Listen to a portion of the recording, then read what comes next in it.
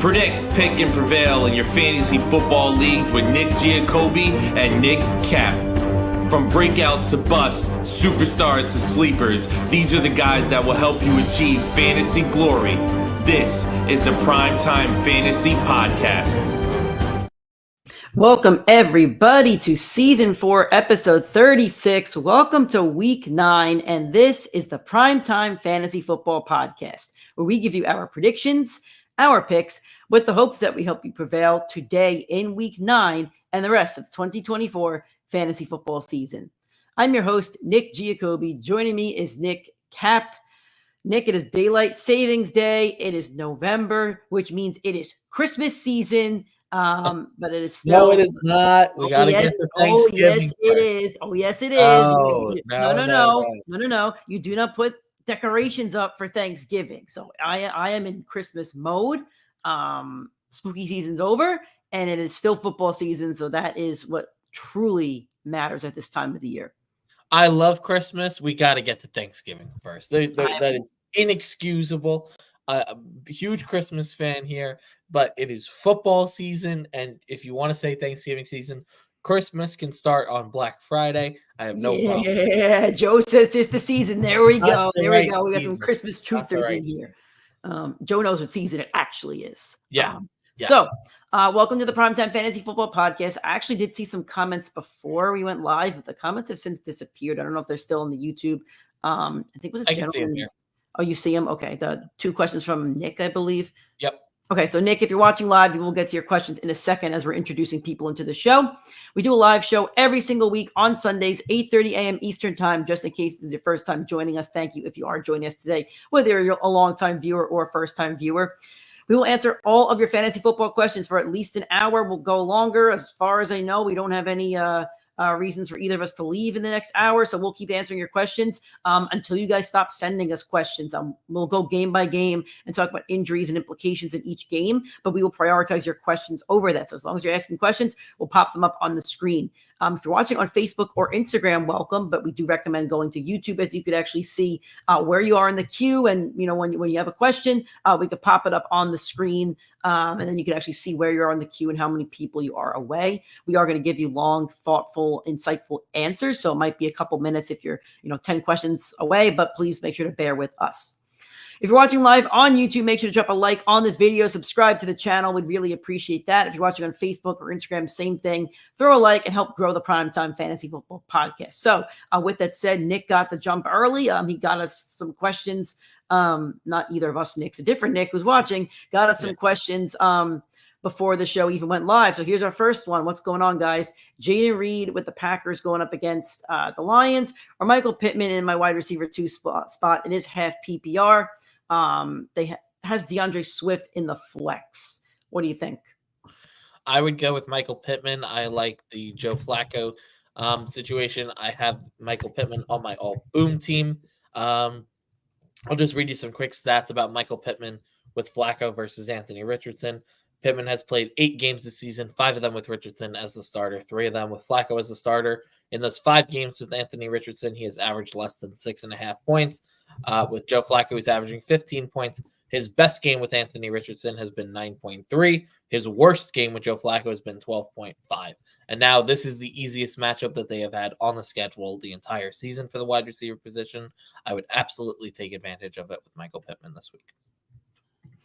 I think I'm with Nick here. A good matchup against the Vikings, so I think give up top 10 points to wide receivers or something like that. And obviously, I've been a big advocate for play Pittman with Flacco. Don't play Pittman with Anthony Richardson, since I am the number one Anthony Richardson anti-hater, whatever you want to call me. So I'll agree with Nick here. But I also will say, I think I want to get DeAndre Swift out of that flex spot because Jaden Reed, with Jordan Love, already is a top 10 wide receiver on the season. With Love, I believe he's at double digits in every game except for last week, I want to say, or maybe one stinker here, week 7. But he's been very, very productive with Jordan Love. And now they're facing the Lions. And, I love to pick on the Lions when it comes to the receiver position. The Lions give up the third most fantasy points to wide receivers, an average of 33.5. They were bad to receivers last year, and they're bad this year. So I'm actually in favor of taking Swift out of your flex and putting Jaden Reed in your flex, and then also playing Michael Pittman. I actually have Swift on the all boom team as well, so I would roll with Swift, but it's not a terrible decision. Yeah, he had his floor the last 4 straight weeks. His floor has been 18.9. Ever since I said that he was the worst running back in football, he must have heard me and must have said, "I got to prove this guy wrong." He totally jinxed him. Yeah, but the thing is, I prefer playing a receiver in my flex, especially if it's half PPR or full PPR. And I don't know. Jaden Reed's been very, very productive, and I think Pittman has a good matchup. So that's what I would personally do. But I do understand if you do want to keep Swift in your flex. I do understand the productivity has been there. Yep. Also, Josh Jacobs and Puka Nacua in half PPR as well. Well, let's see. Is the Lions game at 4:00? It is at 4:00, right? Yes. I would bench Jacobs. I don't like playing running backs against the Lions. They've been so elite against them. And Seattle's bad. Horrendous. They're bad. On the back end. I'm trying to pull up Puka stats from last year. You can in a second. So on the all boom and all bust teams, I will always put a running back who's facing the Lions on the bust team unless Nick beats me to it, because the Lions allow the 4th fewest fantasy points to running backs, an average of 15.6. They've given season lows to guys like Kyron Williams and I'm trying to remember the other ones off the top of my head, but they've allowed season lows to a bunch of top running backs. And I'm a Josh Jacobs owner, and I'm almost biting my nails playing Jacobs every week because I feel like he's kind of end zone or bust. He doesn't get a lot of dump offs. He can notch 100 yards, but then you're only getting 10 points. I'm much more inclined to play Jacobs if Love isn't starting, but every report I'm seeing indicates that Love is starting. If that's the case, I think it's going to be a wide receiver show and not a Josh Jacobs show. So I would rather play Puka Nacua if he's healthy and if he's starting against the bad Seahawks defense. So last year against the Seahawks, Puka's 2 games, 10 catches on 15 targets, 119 yards.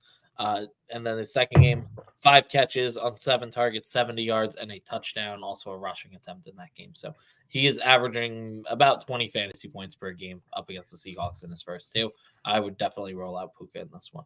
I think I cut one of those games for CBS. Thank you guys for the questions. See you guys in the queue. Keep asking those questions. We'll keep on answering them and giving you guys the best answers possible. So just bear with us. I don't want to butcher the name. I think it's Emil. Good morning. I'm worried about Mike Evans' injury even when he comes back. With that being said, would you trade Evans for DJ Moore in a 14-team redraft league? Nick, I think I'll take the reins here. So on our Monday show, guys, if you don't watch our shows that we give you guys during the week, they're not live, pre-recorded, but we do give you a Tuesday and Thursday/Friday show. And on the Tuesday show, we've actually been doing one player to trade for, one player to trade away.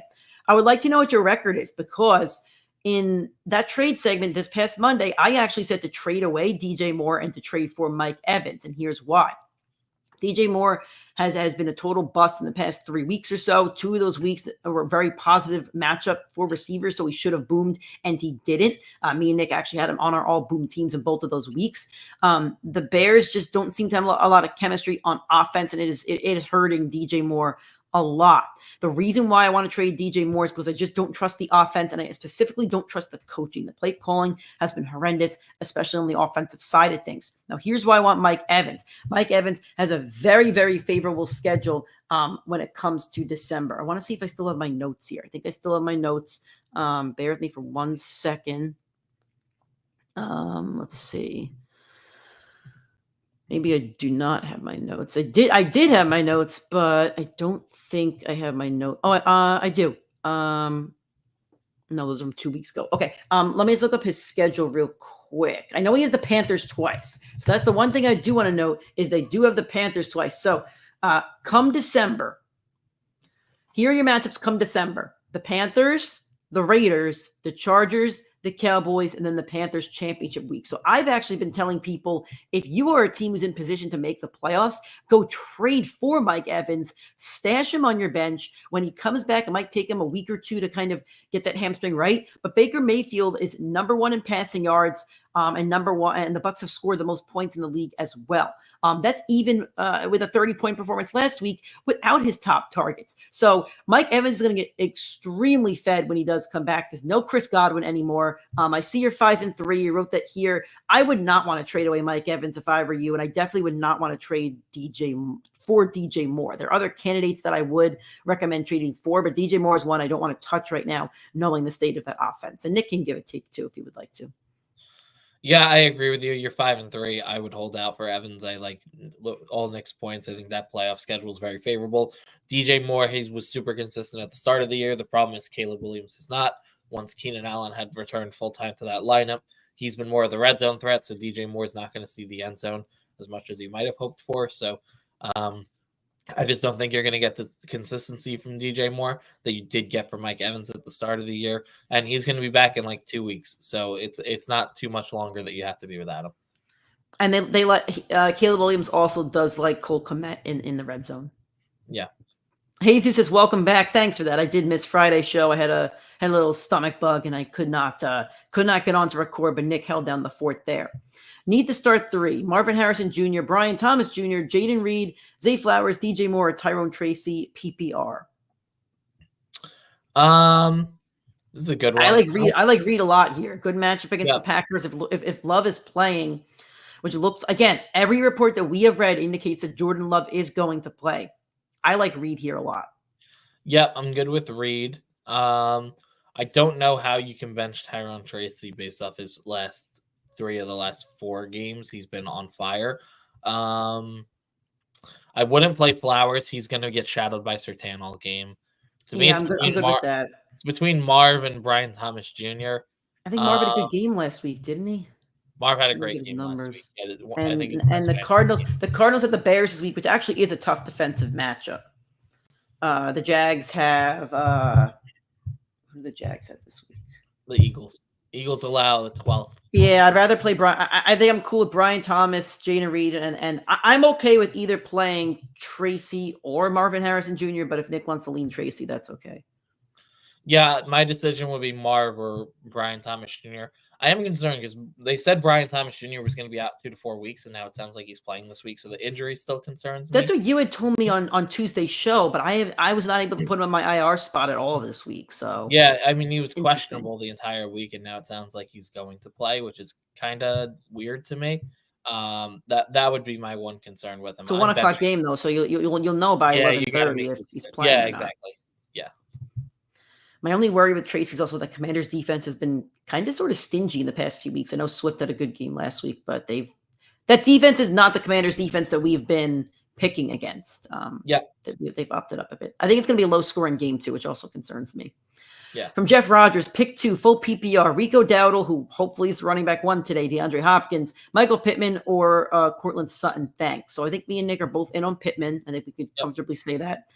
Who do you like for that second one next? So Rico Dowdle's going up against the Falcons, DeAndre Hopkins Monday night against the Bucks, and then Cortland Sutton against Ravens. Okay. So Sutton has the easiest matchup of any of them. And there's always a shot for the backdoor cover. You're probably going to be stressed out until the fourth quarter because I do think that the Ravens front 7 is going to halt the Broncos. And then every single game, the Ravens have let the team back into the game. So I would be concerned there. I would, in the fourth quarter, he's probably going to rack up some targets and some catches. I'd actually go with Dowdle. No Ezekiel Elliott this week. He's getting disciplined. He's getting the 1 week suspension from the team. He should be the lead back. I don't even know. I don't know if a report came out for it, but he's Jerry loves him. Must have been something that Jerry loves him. It's like a son to Jerry.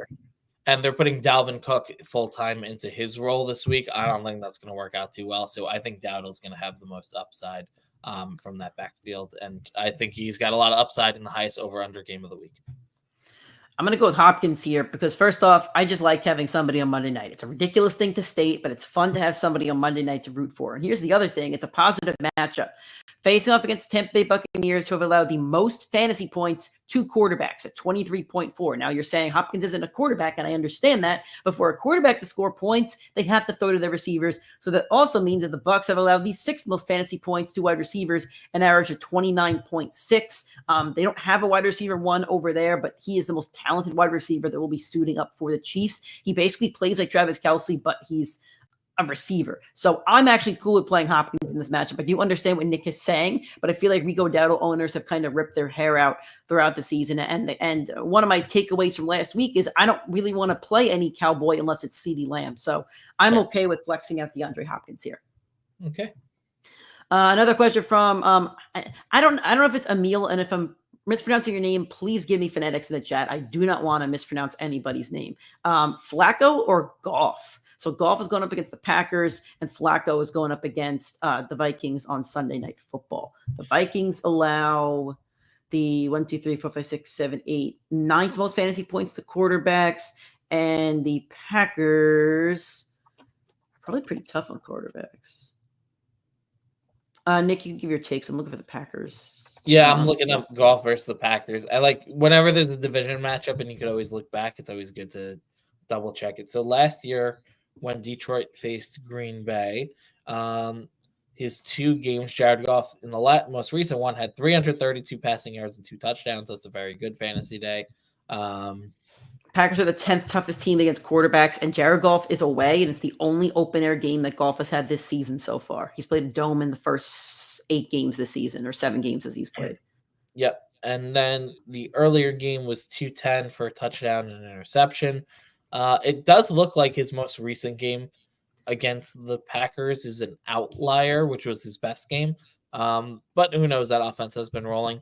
I'm fine with you going either way. I kind of like taking advantage of Flacco up against that secondary, but Jared Goff has been so good that it's kind of hard to bench him for a guy that is also a fringe flex quarterback.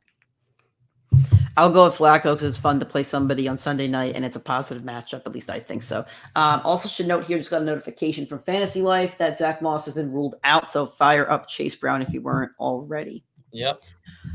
From Eric, David Njoku or Cedric Tillman or David Montgomery, pick 2 for full PPR. I think Montgomery and Tillman, but Njoku's going to have a good game. But I think you can talk about Tillman, Nick. Nick was all over the Tillman pickup 2 weeks ago before he went off with Jameis. And Monty's been pretty solid. And he's been the wide receiver 1 over the last 2 weeks. So you can't bench Tillman because he's just been so productive. It's impossible to. And I know what you're thinking, 2 weeks, that's like whatever. We've played 8 games so far. He's been the wide receiver 1 for 1/4 of the season. It's the most recent 4th. That's more than enough. They're facing the Ravens, right? Oh no, they had the Ravens last week. Who do they have this week? No, they play the Chargers. The Chargers. Okay, the Chargers are good against very tough position, but they're good against everybody on defense. Yeah, so Njoku might out target him. Tillman's going to be deep down the field. He'll be the threat, and then David Montgomery's locked in. I'm with. Yep. So we're in agreement here. Yep. From Joe, should I start Bucky Irving, Raheem Mostert, or Tyler Algier PPR? I'll start Bucky Irving because I think he has the best opportunity to score a touchdown. Even though the Chiefs are very tough against running backs, they're number 1. I still think he has the best touchdown. So I don't want to play Mostert. And Algier is not. Who do you want? Who do you want? Give me a case Mostert. Then. Why? Well, Mostert, biggest red zone threat of any of these guys. The Bills ranked 31st against the run. They're allowing a ton of points. But you love your guy Achane. Earlier in the year, Devon Achane scored 30 and Jeff Wilson scored double-digit points. They combined for 40. Most likely to get there. Bucky Irving has the toughest matchup for a running back. The Chiefs are on the best running back pace in history. So I have Bucky and Rachaad White on the all-bust team. I highlighted Rachaad White primarily, but let me give you some facts about running the ball against the Chiefs. So this year, not a single running back has rushed for over 58 yards. No one's rushed for more than 3.5 yards per game.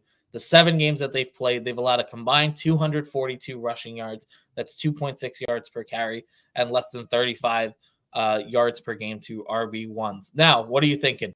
Maybe they're playing scrubs in their division. No, here's the top 5 running backs that they face this year. Bijan, Derrick Henry, Jordan Mason, Alvin Kamara, J.K. Dobbins. They are shutting down literally the top running backs in football. So they are on a historic pace. I am not trusting rookie Bucky Irving up against this matchup. He has been so great, but you have, like Nick and I have consistently been, if it's a fringe running back, do not play them against the Lions. It doesn't matter who the running back is. They are shutting down everybody. So I do not trust Bucky Irving unless he gets passing game work, and that all goes Rachaad White's way. So I do not think he's going to be too productive. I also think that the Buccaneers last week played a little bit of an outlier considering they were down their top receivers and were still able to get 300 plus yards. They did it against the division rival that they saw earlier in the year. I think they're going to struggle a lot more this week than they did the last week. Chiefs have the number 1 defense in football all around. Them getting down the field and getting in the end zone, I just don't think it's going to happen. I think they might get absolutely destroyed tomorrow. I think we'll see more vintage Mahomes, who's in his first time playing the Buccaneers since they lost in the Super Bowl. Okay. T-Pops, flex start, Josh Downs or Ramondre Stevenson. I'm assuming it's PPR unless you would have stated otherwise. What do you think? So Stevenson had a very good game last week against your Jets. Yeah, Stevenson played really well. I think I had him on all bust, but that might have been the week earlier. What is Drake May's status? I think he cleared concussion protocol. I think he did too. But Josh Downs has also been really solid with Flacco. Let me see if I can pull that real quick too. And Josh Downs is also facing, again, that Vikings defense that we just spoke about, giving up, I think, the 8th most fantasy points to receivers. We had said it a couple minutes ago. So his 4 games his 3 games with Joe Flacco, he's had over 9 targets in each of those, and 3 touchdowns. Let's go into let's fall into the Flacco trap today. Let's go might as well go all in on Flacco. And Nick said it last year. If you went all in on Flacco in your playoffs last year, you probably won a fantasy football championship. Nick scouted that one from pretty far away. So yeah. Shades, standard scoring, J.K. Dobbins, Jalen Waddle, or Rico Dowdle. On that, so let's do that question first, then we'll do Tua or Caleb. So we're looking for a touchdown here. Dolphins are against the Bills, which is a tougher matchup for receivers. J.K. Dobbins is against the Browns, and Dowdle's against the Falcons. I would go with Dowdle of the 3 of them. That's the one I like. I like Waddle on the rest of the year, but he historically has not been good against Buffalo with Tua, so I don't like that play. I don't mind Dobbins. To me, it's Dobbins or Dowdle this week. I took your advice and traded for Waddle this week, so I'm throwing him in my lineup, and I'm hoping he gets in the end zone with Tua back. This is Tua's second week back. Building the chemistry with the guys. I'll play Waddle because I think he's your best name, he's your best player, and I want my best talent in my lineup. Okay. And then we have Tua against the Bills or Caleb Williams against the Cardinals. I think I want Caleb here. The Cardinals defense is not great. Yep, I agree. I traded Jonathan Brooks, by the way, for Waddle. That's in a league that I have Ken Walker, Jahmyr Gibbs, and Saquon Barkley. And you're good. All right. From Stanley, should I start Evan Ingram or David Njoku? It is PPR. Evan Ingram is against why can't I remember Philly? And then Njoku's against the Chargers. Okay. I'd go Ingram. Them being down, they're down so many weapons. He's going to have to lead the team in targets, especially if we don't see Brian Thomas Jr. out there. And even if he is out there, he might still lead the league in the team in targets. They're also 7.5-point dogs. So Vegas is telling you they think that the Jags are down all game and have to play pass and keep up or catch up. So that should favor him a little bit more too.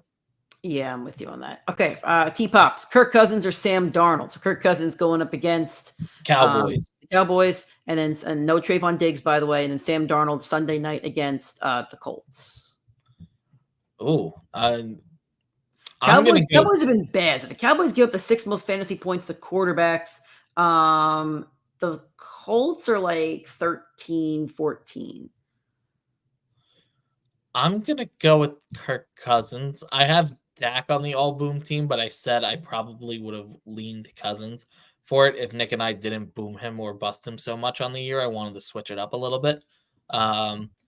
So, yeah, I'll go Cousins. I do like taking advantage of matchups like this, so I would roll with Kirk or Chains. I'll roll with Kirk, too, but I think this one's very, very close. I mean... Actually, you know what? I'm gonna erase my take. So Sam Darnold has over 15 fantasy points in every game except for one, and it was against the Jets, who still have a pretty stingy defense. Every other game, he has over 15. And then he has 1, 2, 3, 4, 5, 6, 7, 8 games over 17. He has 3 over 20. Last week he had 18.2. The week before 17.3. He's just he's consistent. He's very, very consistent. His average on the year is 17.4, which is a pretty high average. I think I'm going to lean Sam Darnold here, and then you get somebody on Sunday Night Football, which is always a lot of fun. So I'm going to lean Sam here, but they're neck and neck. From Joe, JSN or Elijah Moore. I know he only plays in PPR leagues. So JSN is going to be the wide receiver 1/2 against the Rams, and Elijah Moore will be facing off against the Chargers. If there's going to be a JSN game, like it kind of should happen here, I think. Yeah, I would go JSN. Elijah Moore's been really solid. The Chargers defense will be the best one that James has faced this year, which will be a little bit of a concern, but I would lean on JSN. Sorry, just got alerts about Zeke, and I wanted to see if they gave the. Oh, that's okay. I think Gino actually has the most passing yards in the league right now, 2,197. So that's a lot of yards to go around for JSN. From Simp, full PPR. Should I pick up Flacco and play over Gino with DK out? Yes. I don't. Do you agree with me on that? Or Yep. Pick up Parker Washington and play if Brian Thomas Jr. is out, or play Tillman. That's a good one. Brian Thomas Jr. plays at 3 and don't have a backup if he sits. I'd go Tillman over Parker, but Parker's probably got the better matchup, honestly. But I would bank on the Jag. Go pick up Parker Washington and have him on your bench, but play whatever Jag plays, whether it's Brian Thomas Jr. or Parker Washington. So this is the report on Zeke, and this is retweeted from Rappaport from Jane Slater. Ezekiel Elliott is a healthy scratch today, the first of his career. According to a number of sources, Zeke has been distracted this season. Aside from habitual tardiness, he's missed 3 team meetings, with Friday's meeting the final straw. Both parties decided it was best he didn't make the trip to Atlanta. Rico Dowdle is expected to carry the load this afternoon. Hilarious. Yep. All right. From Jeff Rogers, should I fire up Hawkinson or play it safe with K-Dotton? Thanks. It's tough because K-Dotton's been really good, and I've almost said he's going to be a must-start the rest of the season. And you know what, Nick? As good as the Chiefs' defense is, they actually have surrendered the second most fantasy points to tight ends at 13.3. I think I'd want to give Hawkinson a week. He's coming off a pretty serious injury. He hasn't played in over a year. Keep Hawkinson on your bench. I think he'll be really productive down the stretch. And if he does go off, that's okay. Then you know going forward that you could lock him in comfortably. Totally agree. All right. From Alenda, half PPR, need 2. Flex J.K. Dobbins, Chuba Hubbard, Puka Nacua, or Tyrone Tracy. I really want to get Puka in there, but I just want to see if there's a 4:00 game that we could swap out if needed. I don't think any of these other players are playing at 4, so that's a problem.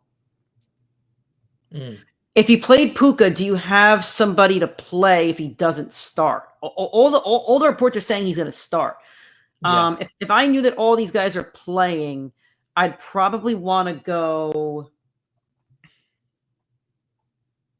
I'd probably want to go Dobbins and Puka, or Trey. The only thing that worries me about Tracy got a couple dump offs last week, but prior to last week, he hadn't gotten a lot of dump offs. And that game against Commanders week 2 was like an 18-15 game. It was very low scoring. And both of these defenses have gotten better throughout the season. So I am concerned that game's going to be lower scoring. I like Puka and Dobbins. My concern with Puka is that you won't have anybody to start if for some reason he doesn't play. So I forgot I have Tracy on the All Boom team. So I will give some stats on why I do like him for this week. Week 2, Nick's right. They did play. These two teams did face off. In that matchup, Singletary did score 14.5. This has since become Tracy's backfield. Last week it was 60% Tracy, 39% Singletary in the snaps. And of the last 4 games, 3 of them Tracy scored over 14. 2 of the last 3 games he's been a top 7 running back. So it's trending towards him.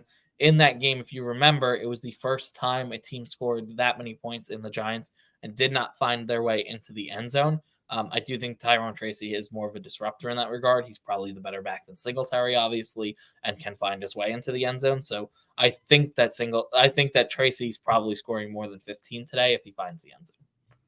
I do want to note somebody here in the chat is saying that Hawkinson's out for the season. He is not. I believe he's suiting up today and he'll be good to go. So do not drop TJ Hawkinson unless you really, really need to drop somebody, but he will be playing this season, should be playing tonight. Yep. From Scott Green, morning, guys. Need a flex, full PPR. Christian Watson, Tucker Kraft, or Michael Pittman. We've been all over Pittman this show, so I think we're going to keep it with Pittman, even though those Packers do have a positive matchup. Yep, totally agree.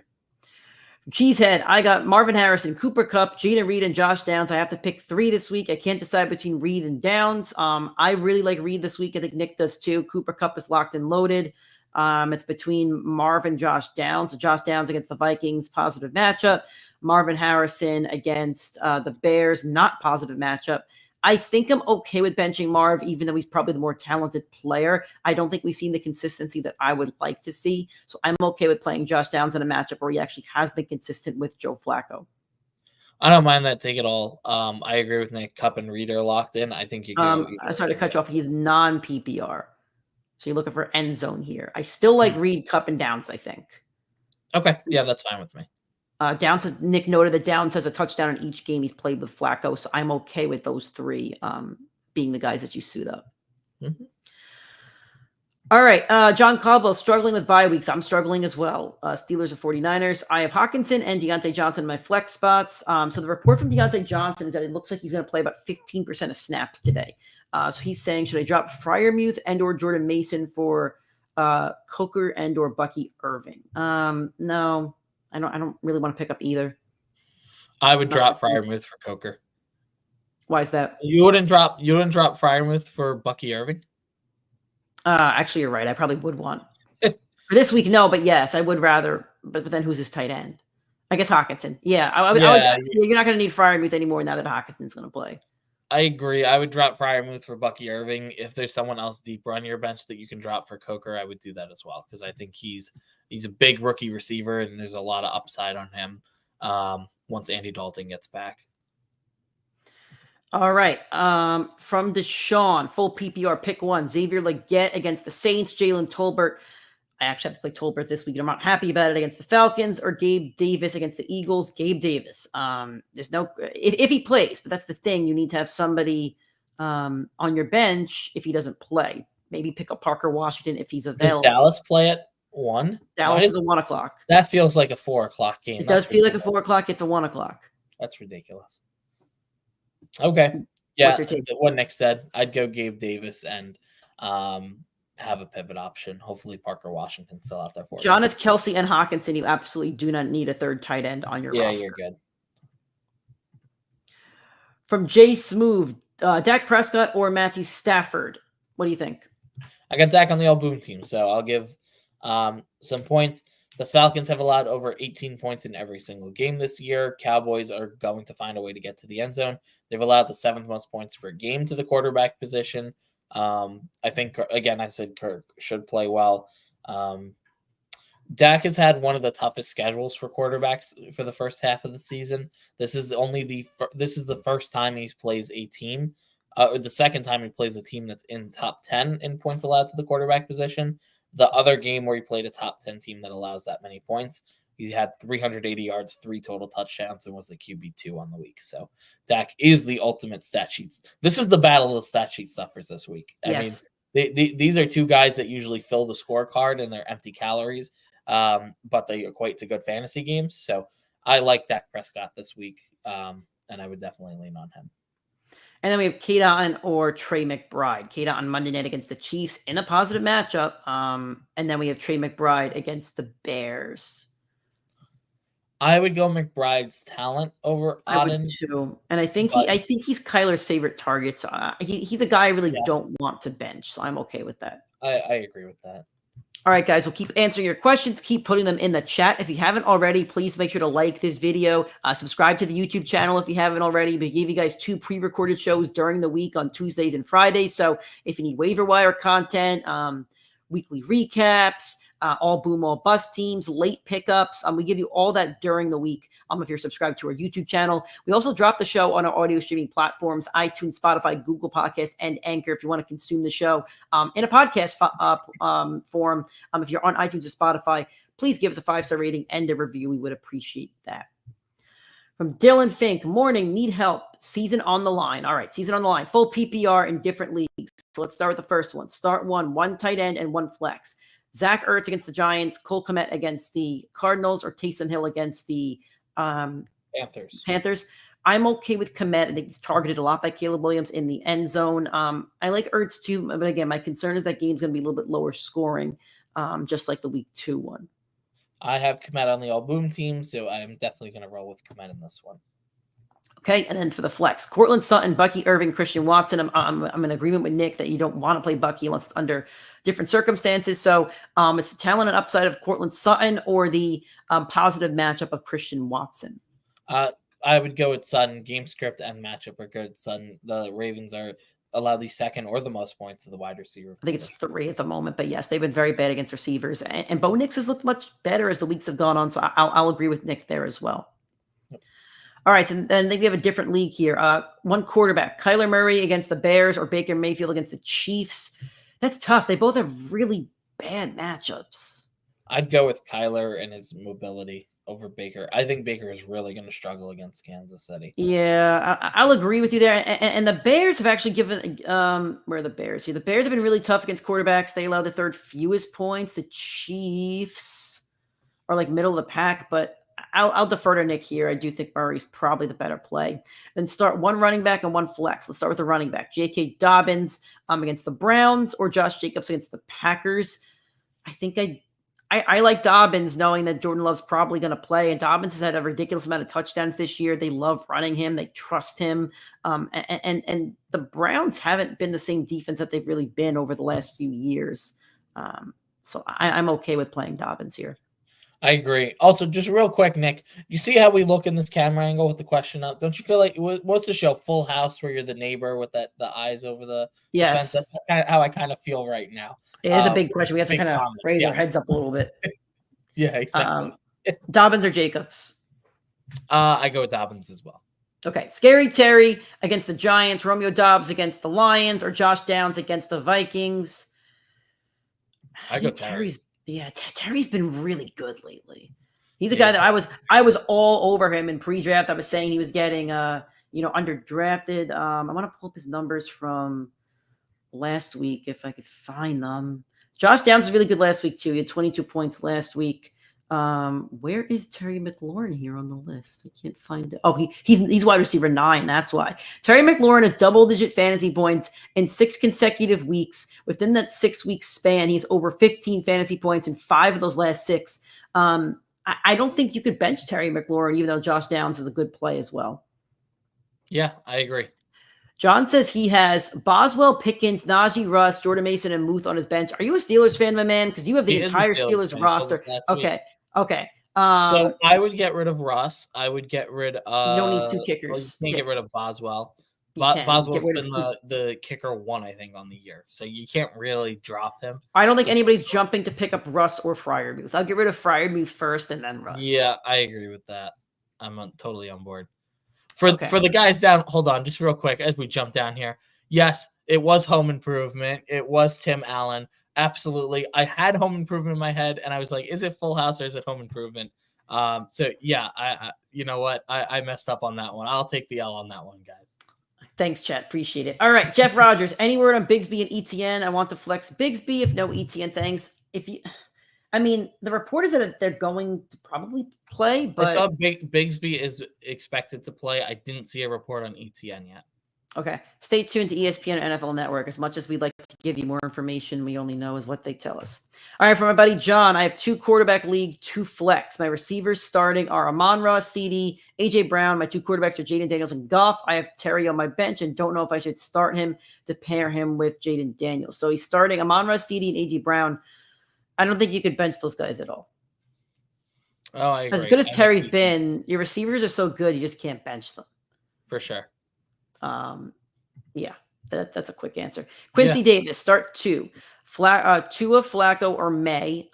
It's a 2 quarterback league. Okay. Both like Flacco a lot, so let's get Flacco in there. May is a really tough matchup against the Titans defense. We've been screaming to the heavens that you don't want to really play people against the Titans. So I think I'd go Tua here, having all his offensive weapons around him. Yeah, Flacco's the lock. My problem is Tua has really struggled against Buffalo, and I'm pretty sure they're on the road for this one.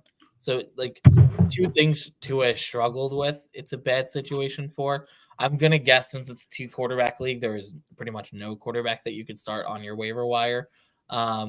Drake May, this is a tough matchup for quarterbacks, but the Lions did play the Titans last week. They scored 52, and then the week prior, the Titans allowed a ton of points to forget who, but they were ranked as like the number 1 defense in football, and those 2 teams dismantled that. And there's another stat that teams that the Lions face lose the following week. It's been true every single week of the season. So I would consider going Drake May over Tua, but again, Tua could definitely explode and be the safer play. May has played 2 full games as a starter and has 5 touchdowns in those games. So I don't know. It could go either way on that one. The Titans played the Bills the week before the Lions, so they played like the 2 top offenses in football, basically. Sure. Okay. And then start 1 defense. The Browns going up against the Chargers, or the Broncos going up against the Ravens. I'm sorry. The Broncos. Yeah, the Broncos are against the Ravens. I don't ever want to play a defense against the Ravens. Me neither. The Broncos defense has been really good. Also, but the one thing is the Chargers just do not turn the ball over. They have, I believe, the least turnovers in the league, or it might be Buffalo. Those 2 are up there. Can you let us know what other defenses are on your waiver wire? I'll play the Browns. These are the options, but the Ravens offense is explosive. Sure. That's fine. I mean, last week they weren't as explosive divisional matchup. Throw it out the window, but all right. From Joe, PPR pick 2: Jacoby Myers, Brian Thomas, Cortland Sutton, JSN. I like Brian Thomas and JSN, but I don't know if Brian Thomas is going to play. He is probable / questionable, something along those lines. Yeah, so if I were to put them in order, it'd be, if everyone's healthy, it's Brian Thomas first, JSN 2.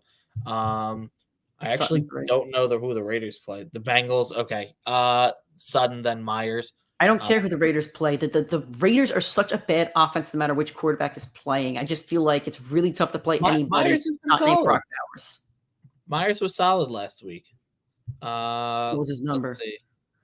I'll pull it up right now. Who did they play last week? They had the Chargers, right? I think they played Kansas City, and he scored 17.2. The game before that, when he was healthy, he played against Denver and had 13.2. All right. Before that was 9.9, but he had 10 targets. Game before that was 21.2. He's actually been pretty solid when he's been out there. Flying under my radar. He might be a sneaky trade for candidate too on the Tuesday show, because I don't think people actually recognize how good that stat line is. I was going to jump to Quincy's question because we asked him for who was on the waivers. Do you like the Saints defense or the Titans defense over Denver? Saints to the moon. When they faced Bryce Young week 1, they obliterated him. It just wasn't even close. I would definitely get the Saints defense in there. I'm playing the Saints defense in multiple leagues. I agree with that too. Okay. Scroll back up. Quincy actually has another question in the queue here that was just waiting for us. Different leagues. Start Drake May, Flacco, or Tua? Flacco. All right, from Josh, would you play Flacco over Kyler? I would. We are all over Flacco on the show. I think we kind of got to stick with it. The Bears are a pretty tough defense, especially when it comes to quarterbacks. They surrender the 3rd fewest points to quarterbacks, only an average of 12. And Kyler's been bad against good teams. So I would play Flacco tonight. Totally agree. Okay, next question. Scrolling down as the chat's chatting. From Joe, non-PPR, pick 2, Rico Dowdle, Tyrone Tracy, and J.K. Dobbins. Nick, you've been all over a couple of these guys. I'll let you go first.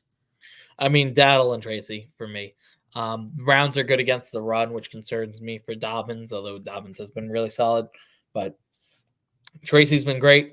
Dowdle's going to have the most guaranteed workload that he's had all year, and he has the highest over-under of the week. I'll keep it short and sweet for you. I mean, those 2 reasons alone make them the top picks for me. It's tough for me to bench Dobbins, so I'm going to go with Dobbins, and I'm going to put Tyrone Tracy in there as well. That's fine. All right, guys, again, if you haven't already, please subscribe to our YouTube channel. Make sure there's a like on this video no matter how you're watching it. If you want to consume our content on audio streaming podcast, you can do that as well during the week. And we're also all over social media. You could follow us on Twitter at PrimeTimeFFPod. If you have any questions during the week, we can respond to you directly. We're also on Instagram, Primetime Fantasy Football Podcast. We can answer those questions as well, but we don't get as many questions on that. Yeah. They mostly come from Twitter. From John again, if I drop a Freiermuth and Russ, pick up Bucky Irving and Jalen Coker, yep, I'm 1,000,000,000% okay with that one. Yeah, Bucky Irving should not be on the waiver wire. Nick and I have hyped him up all year, but I wanted to pull the stats just to make sure that we're right on this. So, and this will be a bad Bucky week as well. So if people do drop him, go scoop him up. Well, over the last 6 games, he's scored over 11 in 5 of them, and he has only played 1 team that's like easy matchup for running backs. So he gets Kansas City, who's the toughest one. San Fran, who hasn't been great, but they're coming off a bye.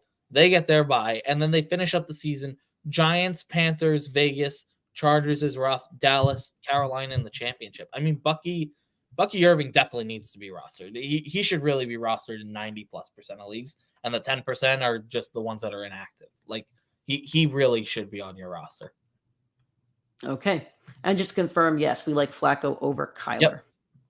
From Jeff, should I keep 2 defense and special teams? I have the Steelers and the Chiefs and play matchups, or drop one. If so, which one?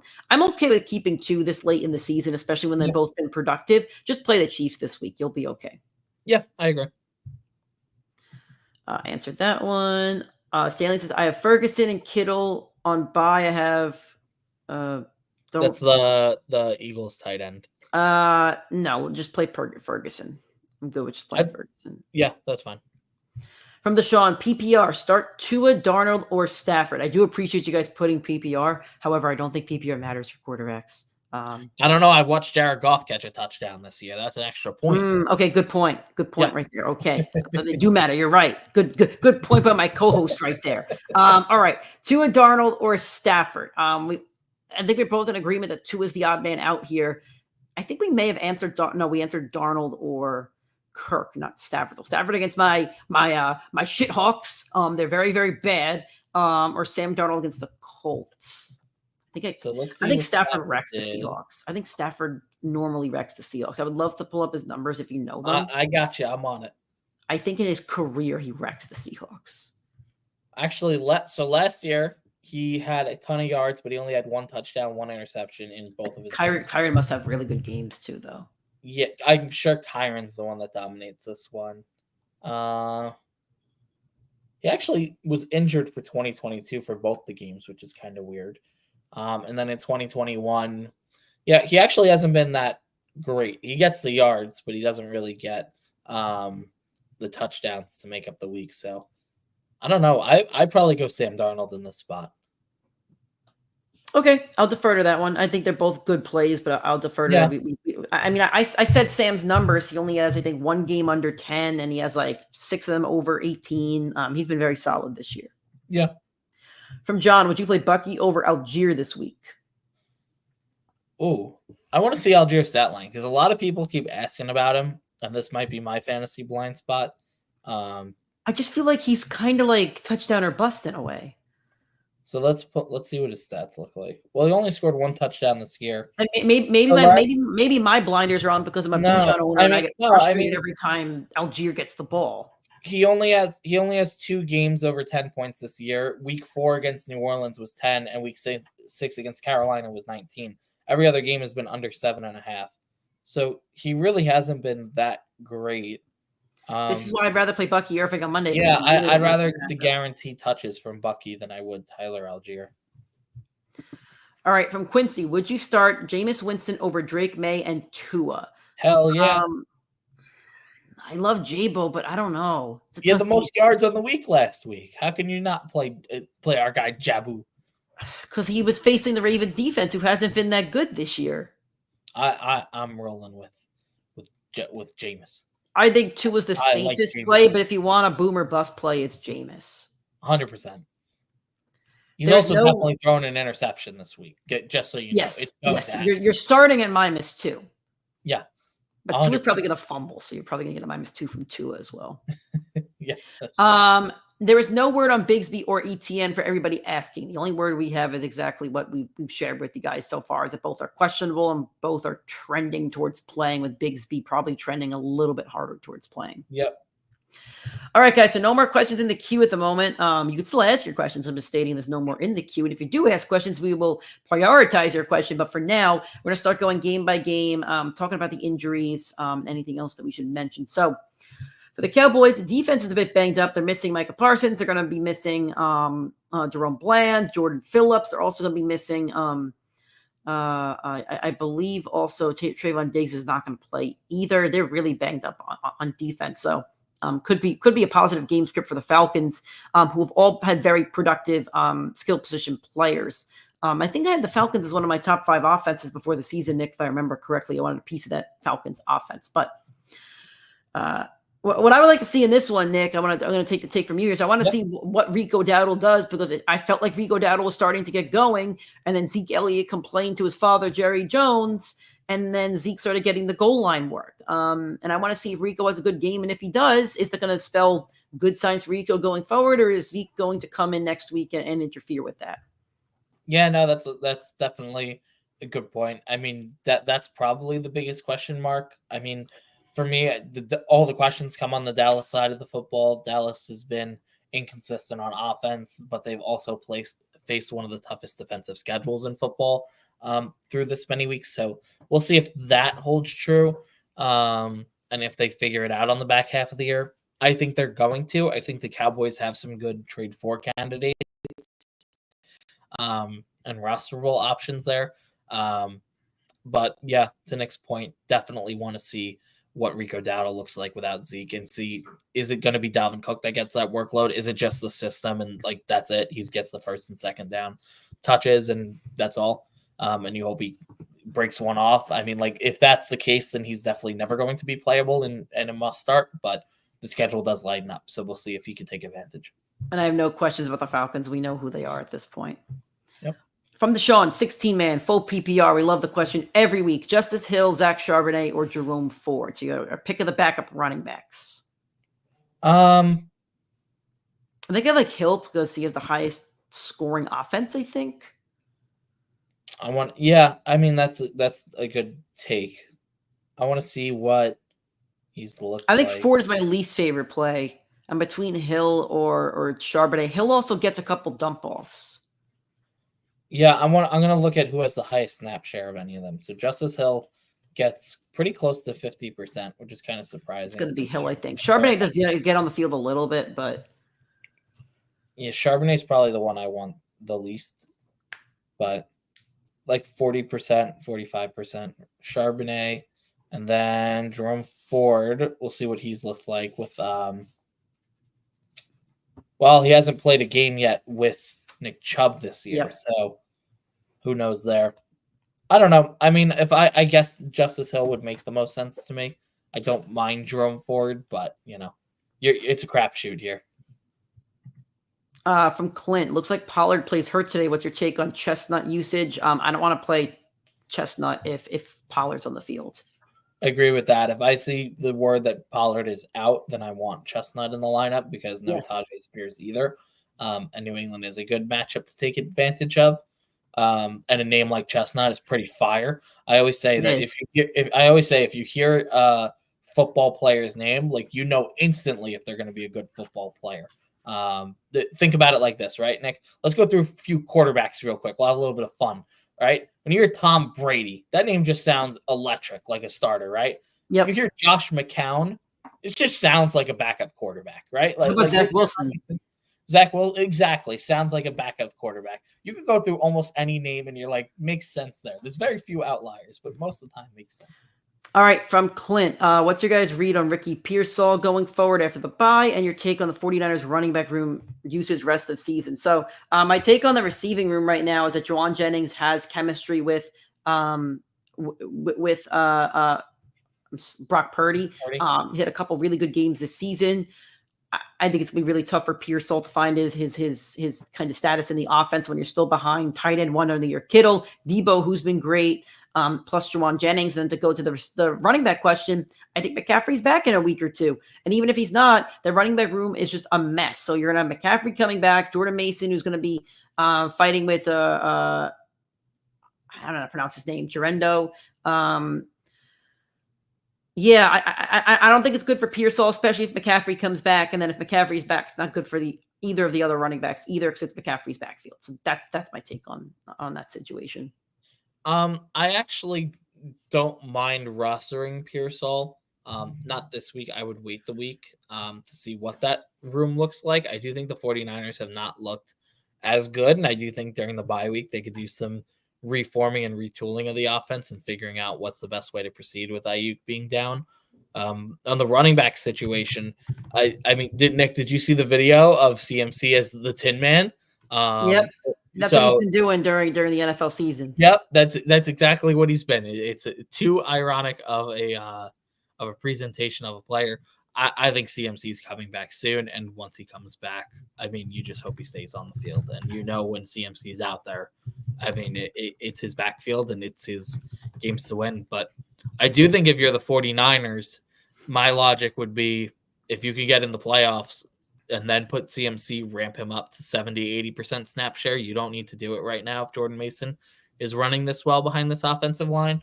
So we'll see. I don't think they're going to take that route. I think if CMC's out there, he's going to get his 70% snap share and get targeted on every other snap and the rush on the other snaps. Like he's going to get abused like that again immediately, but we'll see. All right. From Quincy, start 1 running back, start 2 wide receivers, start 3 flex. So the running back, I see Kamara right there. So Kamara's in. That's your running back. Start 2 wide receivers. Marvin Harrison Jr., Demario Douglas, Jalen McMillan, and Wan'Dale Robinson, and Jacoby Myers. So start 2 wide receivers. Marv, and I think I like Wan'Dale. He's been pretty good. Yep, Gets that's a lot fine. of targets. And then we have a start 3 flex. I'm cool with Brian Robinson against the Giants. That's 1 for me. Yeah. I'll put Jacoby Myers at 2. And I go Bucky as 3. Not Bucky. No. I'll go with McMillan. Okay. I think the Chiefs. I think McMillan is questionable. Air yards. Well, then you could put Bucky in there either way. Yeah. Oh, that's true. Okay, that's fair. We have another question here. Would you start Tracy over Pollard if both are healthy? Yes. Nick and I will disagree on this one. I would go yes. I'm a big Tony Pollard truther this year, but he is a bit banged up. But then I have another question. That's my concern. If this is in the same league, start 2 Pollard, Hunt, and Tracy. I definitely want Hunt in there. Hunt should be in your lineup the rest of the season as long as Pacheco's out. Without Pacheco, yeah. I will start Pollard if he's healthy. He's been too good to bench. I think Tracy's been too good to bench, so I'll go Tracy. I'm just concerned with the fact that the Commanders' defense has been pretty good in the past couple of weeks. They've been getting better as the season goes on. I think it's going to be a low-scoring divisional game. I think Tracy might be a top 5 running back this week. I think he might go nuclear against them. From Dale, happy Football Sunday. Thanks for joining us again, Dale. We appreciate you. Have PPR, Rico Dowdle. I'm assuming it's Hunter Henry for now, but if it's not Hunter Henry, let me know. I don't think you'd have Derrick Henry in this question, but again, let me know. Rico Dowdle. Derrick Henry. Is it? Well, if it's Derrick Henry, he shouldn't be in the question. That's why I'm concerned. Let us know which Henry this is, and we're going to come back to you. But I just want to make sure it's not Derrick. If it's Derrick, he should be starting. Jeff Rogers, should I wait a few weeks before I decide what to do with Mason? I think you could try to trade him maybe if you want, but I wouldn't drop him. Don't drop him. Definitely roster him. You could try and trade him. I don't think anyone's going to want him. Trade him to the McCaffrey owner. The McCaffrey owner is going to want him. That's true. So it is Derrick Henry, and I love you, Dale, but Derrick Henry's in your lineup every single week. There is not a matchup I will tell you to bench Derrick Henry unless you have, like in one of my leagues, I have Saquon, Jahmyr Gibbs, Tank Bigsby, and Kenneth Walker. If one of them had a very bad matchup, I might bench one of those stars, but it still would be tough. Okay, so let's take Henry out of it. So have PPR, Rico Dowdle, Bucky Irving, or Austin Eckler. Pick 2 and pick a flex. So we're picking Henry. So now we have 1 running back and 1 flex. We've got to pick 2 out of Dowdle, Irving, and Eckler. I'll pick Dowdle and Eckler. I'll bench Bucky Irving in the bad matchup.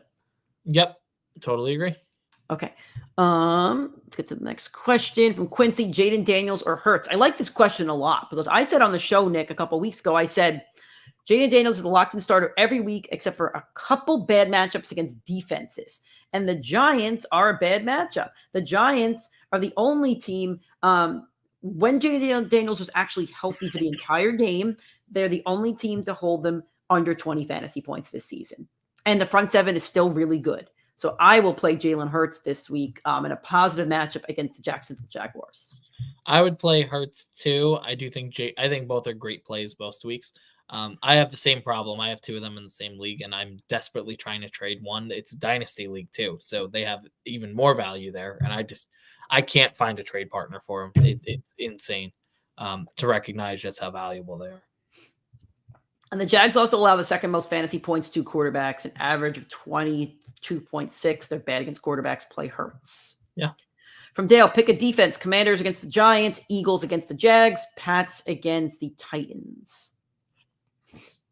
I would go. I don't want Philly. I don't think Philly is a good defense. They've picked it up the last couple weeks, but I still don't trust them yet. I need to see like another game or two. Kind of like the Pats against the Titans. I mean, Mason Rudolph is probably good for a pick or two.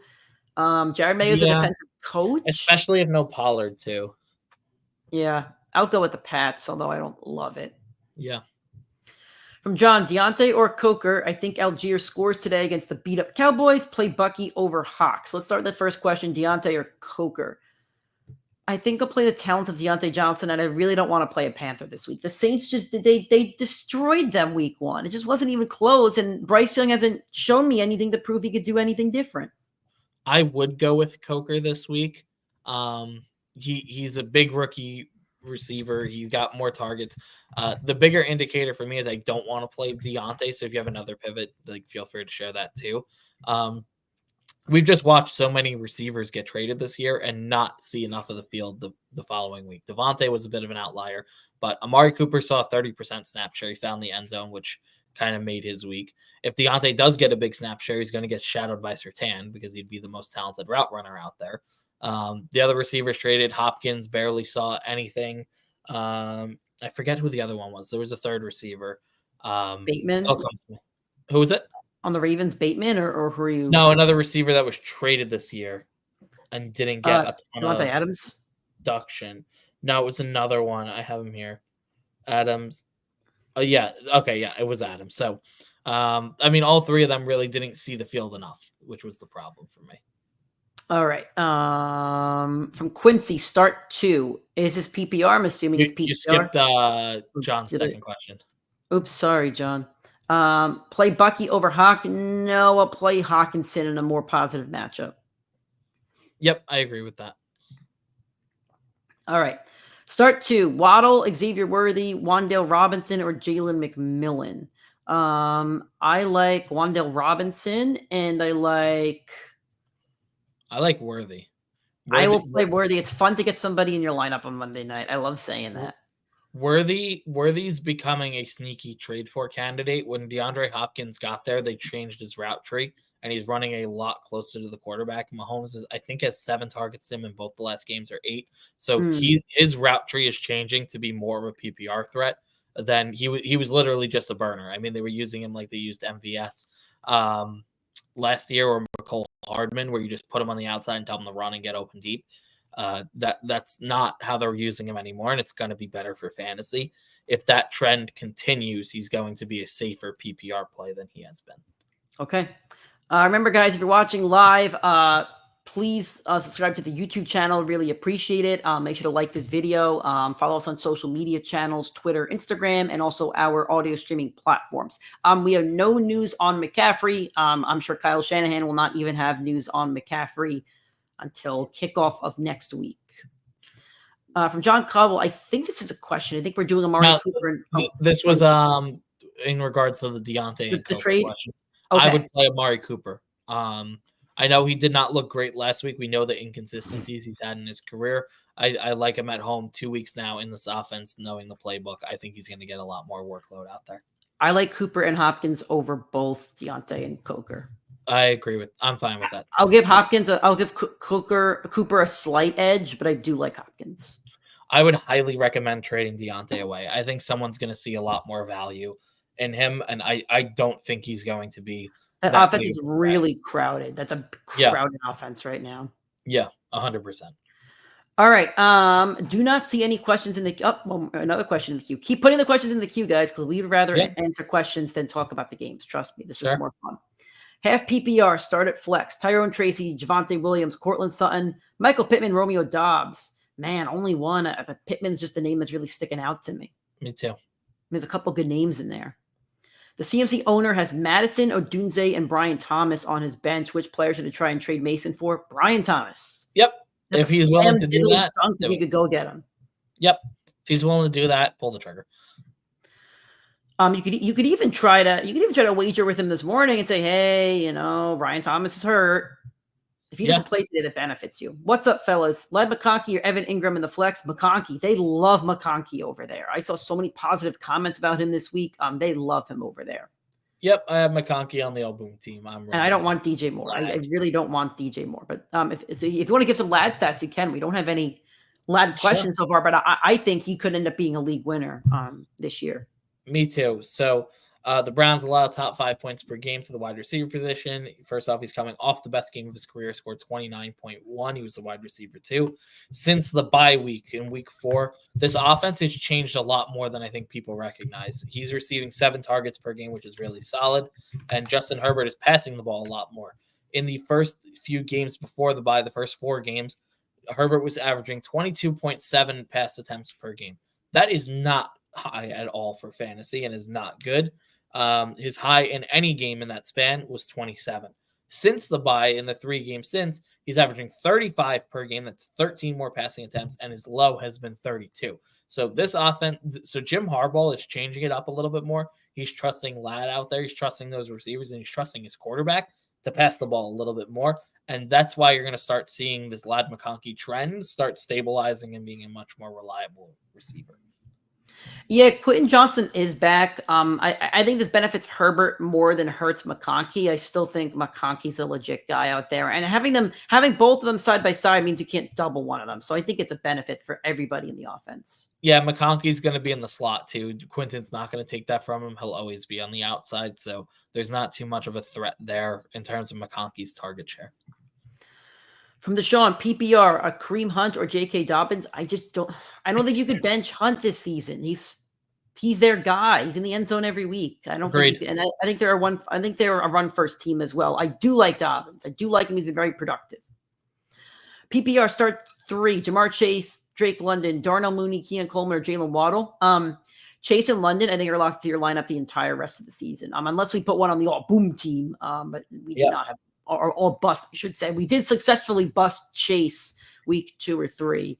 But I want them both in there. And the third one, Mooney's been pretty good, Coleman or Waddle. Let's take the upside of Coleman. When you already have a safe floor of Chase and London, I'll take a shot here and take the upside of Coleman. I have Coleman on the bust team. I would go Darnell Mooney in the So why do you have him on the bust team? I want to hear it. So Miami's the number 1 team against the wide receiver position. When they played Miami earlier this year, he put up a goose egg, and he had his highest snap share in any game that he had this year at 91%. So it wasn't that he wasn't on the field. It was on the field. He just was not productive with his time there. I think Cooper's going to get shadowed by Jalen Ramsey, which opens up the door for Keon Coleman. Maybe. It could. All right. Stanley, can I drop Warren and pick up someone off the waiver wire? Well, I need to know who you'd pick up. Let us know who you'd pick up. Deshaun says more Flowers or Marvin. So I guess it's a flex question or something along those lines. I'd go Marv. I would go Marv. I don't want Flowers against. I don't really want either of the other 2 guys. So I'll go with Marv. Yeah. Agreed. All right. While we're waiting for more questions, our next game we have here is the Miami Dolphins at the Buffalo Bills. In terms of injuries, really just defensive players on both sides, a little dinged up. Amari Cooper is a questionable wrist injury, but should play. What are you looking for in this one from either side of the ball? I mean, it's very simply if this Miami Dolphins offense can get back to what they were last year. They're the only team so far to not score 100 points this year, which is kind of pathetic considering they were a top 3 offense in points scored last year. So we just need to see him get a little bit back on track. Tua on the road and in cold weather, not great going up against Buffalo. I don't know what the temperature is up there, but being a New Yorker, I know Buffalo is a colder city, even though the weather's been kind of nice down here in the city. But not sure what that's going to look like. And then Tua against Buffalo has always been really, really bad. So we'll see if he can figure things out this week. I don't think he's going to, but we'll see. I do think the Dolphins offense is going to get back into their own before the end of the year. The question is just when does it happen? All right, the Las Vegas Raiders up against the Cincinnati Bengals. Mostly healthy for the Raiders, and as for the Bengals, T. Higgins is doubtful, and he's going to not play again. He's missed like 6 games this season. Zach Moss is out with a neck injury. So that's a big, big upgrade for Chase Brown. I think if you have Chase Brown, you should probably be starting. I would like to see who Joe Burrow targets with Higgins out. I'm actually playing Gesicki in a league. My roster is depleted, and Gesicki's gotten some work from Burrow, so I'm actually playing Gesicki. But I would like to see if maybe Burton maybe shows up. I don't know, but Yeah, no, I mean Jermaine Burton's a good one. I'm trying to look at the Gesicki stats without Higgins. I'm playing Gesicki in a league as well because his workload has gone up. He's been the main beneficiary of Higgins missing time. But outside of that, I mean, we kind of know what we got on both of these sides of the ball at this point of the year. So the last 2 games that he played without or the 3 games this year without T. Higgins, he has 7 catches in 2 of them. The first game was week 1 where he had 3 catches on 4 targets.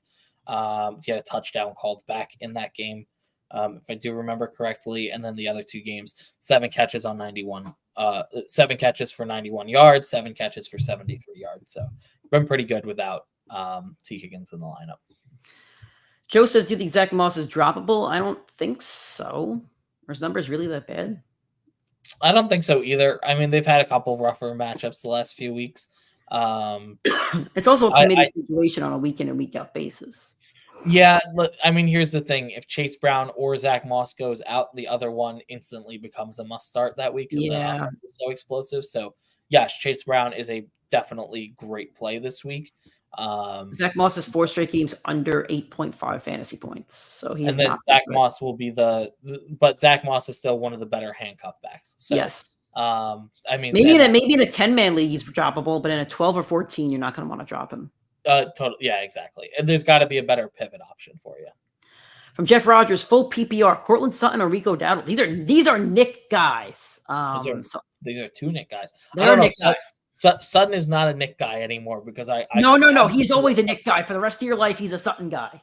Yeah, sure. That's fine. I'll take it. I would go with Rico Dowdle this week, although I do like both matchups. I would say if you need the upside, it's Sutton. If you need the floor, it's Dowdle. What do I say in PPR? I always like the receiver. I don't trust the Cowboys offense right now. I don't trust the Cowboys running game. I'm going to go with the wide receiver in Cortland Sutton. I'm in a positive matchup. The Ravens have allowed the 3rd most fantasy points to wide receivers. And Bo Nix has been bodacious. So do you know the story behind that, or am I just surprising you? No, I have no idea. So last year, I'll talk about this for a second as some questions come up in the queue.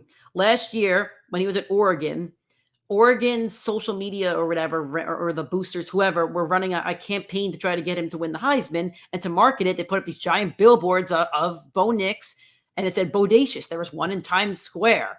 Go look it up. It was hilarious. That's ridiculous. It's hilarious. All right, from KJ Frederick, my flex options are gross this week. Don't worry, my friend. I promise you, my flex options might be grosser than yours because I have Jalen Tolbert and Mike Gesicki in my flex, while DK Metcalf and T. Higgins take a nice seat on my bench. Javonte Williams, Taysom Hill, and Deontay Johnson can pick up off the waivers Coker, Elijah Moore, or Chestnut, and Joshua Palmer. Who is the better full PPR flex play? Well, the issue is the guys you're starting right now are all in the 1 o'clock slot. And I think, is Chestnut a 1 o'clock or he is a 1 o'clock. Okay, so I would go pick up Chestnut if you can. And if he is starting, I would get him in there. Yeah, if Pollard's out, I would play Chestnut. I'm cool playing Javonte Williams too. Yeah, Javonte's fine. I don't love the matchup, but it's fine. The workload will be there. The PPR, his PPR work has been really fantastic. He's getting a ton of targets this season, considering. I don't like playing Deontay. He's kind of, and obviously I don't want Taysom Hill. I don't either. I'm worried about his snap share. Yeah, that those would be my concerns, but I don't want to play Palmer either. Palmer's the wide receiver 3 on a team that doesn't score a lot. Yeah, I agree with that. This is a good question because this is one of those deeper thinkers. And if we only have to play one, I'm between Javonte Williams and Chestnut. If Chestnut is starting, you'll know by 11:30. I like Chestnut, but if Chestnut's not starting, then Javonte Williams. Yeah. All right, from Deshaun, would you start Dowdle over Brian Robinson? Nick will probably say yes. I will say no. Let me take a look at what Brian Thomas did in week 2. Brian Robinson had 14.6 in week 2 without a touchdown. They didn't score a touchdown. That's a good stat line. I would go with Brian Robinson in that case. Okay. From A, Montgomery or James Conner. Is this PPR? I'd like to know if it's PPR. I'd go Monty either way. I think I'd go Monty either way. Yeah, the Bears defense is pretty stingy. Yeah, I think I'll go Monty either way. Yep, I agree. Armando, yeah, I'll probably leave him in. Swap DJ Moore for Evan Ingram. Kind of feel like he's going to get target a lot. Yeah, I'll do that. The Cardinals defense is bad. I'd rather the receiver over the tight end. Ingram's one of the few tight ends that you can justify flexing because his target share is going to be so big. My only question is who's the tight end you're starting over him? I mean, if it's a Kelsey, Andrews, based off how good he's been, like maybe that's the person you want to swap out. But if Ingram is the worst of your two tight ends, then there's no problem flexing him because he gets the target share of a wide receiver. All right, so A writes, I have Travis Kelce in the flex and then Brock Bowers. If you could play both because they should both be played. Anyone with a running back or wide receiver, show me your team. Okay. Deshaun, flex Waddle, JSN, or Flowers. I like JSN this week. Geno Smith is leading the league in passing yards. Somebody has to, catch those balls. Yeah, agreed. Armando has McBride. Let me just double check. He has McBride. This is with the Ingram question. Okay, so he's starting McBride. I'm fine with that. I'm fine going McBride and Ingram. We could flex Ingram. That's okay. Yep. Okay, taking a breather. There we go. Next game we have here, the Los Angeles Chargers against the Cleveland Browns. No real injuries to talk about in this one. Denzel Ward is going to play. He cleared concussion protocol. In this one, I'm really just curious about the Browns offense and just kind of to see what they do. And, I'm really curious about the target share and all that. Yeah, I mean, that I agree with you. We need to see Jameis keep it up. I'm not going to be deterred if they don't play well in this game because the Chargers defense has been much better. They manage the clock very well, so they're not as susceptible as the Ravens would have been last week, believe it or not, as good as the Ravens are.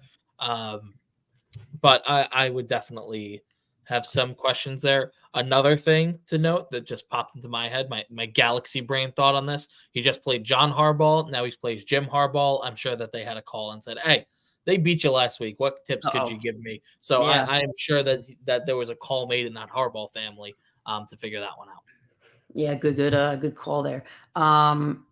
Okay, guys, if you've any viewers that have just joined recently, maybe if you're a new viewer, if you're not, this is the Primetime Fantasy Football Podcast. We are live every Sunday, 8:30 a.m. Eastern Time, available on YouTube, Facebook, and Instagram. If you're enjoying the show right now, please make sure you like the video and subscribe to our YouTube channel. We'd appreciate that. We give you 2 shows during the week that are pre-recorded the night before on Tuesdays and Fridays. If you want to consume that content, available on our YouTube channel. Also, our audio streaming platforms. Anywhere where you get a podcast, you could get us, the Primetime Fantasy Football Podcast. And then we're available on all social media channels, specifically Twitter and Instagram. Twitter, PrimeTimeFFPod. Instagram is Primetime Fantasy Football Podcast. Make sure to support the show any way that you can. We'd really appreciate that. All right, we're going to keep answering your questions. We'll keep talking about each game. So drop your questions in the queue, and we'll answer your questions before we talk about a game. From Dale, PPR, Khalil Shakir, Michael Pittman, Marvin Harrison Jr., Romeo Doubs, and Keon Coleman start 2. I think me and Nick are both going to lock in on Pittman. And then my second is going to be Marvin Harrison Jr. Agreed. Okay. Jeff writes, I have Josh Allen was a bye week 12. Should I pick up Stafford now when he's available to take his place or wait? Yeah, if you have a roster spot, why not? 12 is actually pretty early now that I think about it. I mean, if you have the roster spot, you can. You always want a full roster, but it depends on who you're dropping. I wouldn't, because there's a few reasons why, and this is a much bigger conversation in terms of fantasy football, but to keep it short and sweet, you're so many weeks out. Anything could change in that span. If Puka goes down or Kupp goes down, Stafford is not going to be a must start that week. They've both been dinged up already. 2, there's 3 weeks in between. You could easily pick up another quarterback that gets dropped who's on a bye or on the waivers in that time, where it's better not to stash, because there's no way you're going to start Stafford over Josh Allen any single week outside of the bye week. So I would rather roster a flexible player that has the chance to boom and upside there versus him this early. If it was 2 weeks from now and you're waiting till 1 week from today, then yes, definitely do it. I think week 11, go a week early and pick up your quarterback. I think that makes a lot of sense. But this is too early. There's 3-4 weeks in between for players on your team to get hurt that you could drop. So there's no reason to bench a guy that you like or cut a guy that you kind of like. So that's kind of how I feel. Okay. Deshaun is in another 16-man league. Start 2 at the flex. Ramondre Stevenson, Xavier Worthy, Tyrone Tracy, Chase Brown, or Keenan Allen. That's a tough question. Some good names here. Yeah, I think I really like the upside of Chase Brown. Yeah, I'm gonna go Chase Brown and Tyrone Tracy. But I will agree with you on that. But there's a lot of good names there. Yeah, Deshaun writes Kraft over Laporta. This is a legitimate question. You'll go Laporta. Okay, I'll go Laporta too. Laporta's had a rough year, but I don't think it's gonna be as bad. I feel there's no way it could stay that low after his rookie year. This is the worst sophomore slump we've seen from an elite year 1 player. My concern with Kraft is my concern with the Packers offense every week, as you don't know who's getting the majority of the balls. Yeah. John Caldwell, Isaiah Likely, or Taysom Hill. I like Taysom. I don't want to go Taysom Hill. There's just so many mouths to feed on that Ravens offense now that I don't want to play. I don't know if he's the backup tight end anymore, but I don't want to take the chance. I'll play Taysom. Do we know if Derek Carr is playing this week? Let me look at our injury tracker here, and maybe they will tell me. I know he's been dinged up the last few weeks. And they've had Rattler in. I don't think he's playing this. Saints Derek Carr set to return after missing 3 games. So yes, Derek Carr is playing. It's great for everybody on the Saints and bad for the Panthers. The Panthers might get obliterated today. Yeah. So my thought is if they run up the score like they did in week 1, where it was like I think it was literally 48-10. The defense could have pitched a shutout if they wanted to. They pulled the starters, but if this was like the college football rankings, you need to just put up as many points as possible, the Saints would have shut out the Panthers in week 1. I'm confident of that. Yeah. So I in that regard, if they are going to go ahead and go off again, I don't know if they score nearly 50 because the team doesn't look as good, but if they do run up the score, Taysom Hill has a ton more touchdown upside. Okay. Next game here, we have the Patriots at the Titans. For the Patriots, looks like Drake May is set to return. He cleared concussion protocol. Everybody else on offense is pretty much healthy. Titans are banged up. They'll be starting. Will Levis is not going to play, so Mason Rudolph is starting. Tajee Spears is out with the hamstring. There's a couple injuries on defense here. L'Jarius Sneed is out, and a couple other questionable guys. Tony Pollard's also questionable with a foot injury, so we're going to pick up Chestnut just in case. I just think the question marks that I have for you, Nick, is what does Calvin Ridley do this week? Because he was very, very productive, I believe, last week. And then on the Patriots side of things, does Drake May kind of continue his hot start as a rookie? 5 touchdowns in 2 games. He hasn't looked bad with an offense that I think is bad. So good for Drake May. Yeah, no, I totally agree there. I want to see more consistency from the pass catchers in New England. I really liked Douglas a couple weeks back, and he had a very good game. And since then, he's kind of been shell of himself. I know he missed the game. They pulled him from one because he was sick. So a lot of question marks over there in that regard. But yeah, I mean, Drake May has been really good. I don't know if it'll continue. This is one of the better defenses in football. But I do think that he will be good over the course of the season. And I do want to see who that number 1 guy is, because they do have some young pass catchers over there. Does he find connection with Polk finally? Is it going to be the Hunter Henry show? We know rookies like to lean on the tight end position. Ramondre's looked really solid. And this was an offense that none of us factored into our fantasy. They were probably both in our bottom 5s. Yeah, for sure. Yeah. From Deshaun, do I start Caleb over Mahomes? I do like this question on a weekly basis. I think it's Mahomes this week. The Bucs allow the most fantasy points to quarterbacks, an average of 23.4. They also allow the 6th most fantasy points to receivers at 29.9. They allow the 4th most points to tight ends at 12. So they're just bad against the pass in general. Start Mahomes this week on Monday night. Mahomes doesn't even lose like primetime games. I'm sure he's going to play very well on Monday night. And people start saying, why is this guy not in the MVP conversation? I bet that's going to happen on Monday. I feel like he actually has been in the MVP conversation. Shouldn't be. He's we'll see. Shouldn't be. So Nick and I always say this. We like the word value in the word MVP. And Nick and I tend to be very aligned that most valuable player means you've been the most valuable to your team. And I don't think the Kansas City Chiefs are undefeated without Patrick Mahomes, but Correct. the award has been a statistical award. So in terms of stats, no, he hasn't. In terms of value, yes, he has been. I would argue Jared Goff has been more valuable to the Lions than Patrick Mahomes has to the Chiefs this year. I think if you swapped Patrick Mahomes and Jared Goff, Kansas City is not undefeated. I think the Lions are undefeated. So I will argue with that one. But at the end of the day, I do think this week Patrick Mahomes should be getting back on track. Buccaneers defense very weak. I do think the Bucs offense is going to really, really struggle this week in this matchup. I think last week was a bit of an outlier, as I mentioned earlier in the show. They played the Falcons for the second time this year. They are in the same division. They know each other very, very well, and they were able to plug and play some other guys against them. All right. From Armando, an Njoku over Laporta this week. This is a good question. I don't like Njoku's matchup against the Chargers, but I do like him rest of the season. I will play Laporta this week.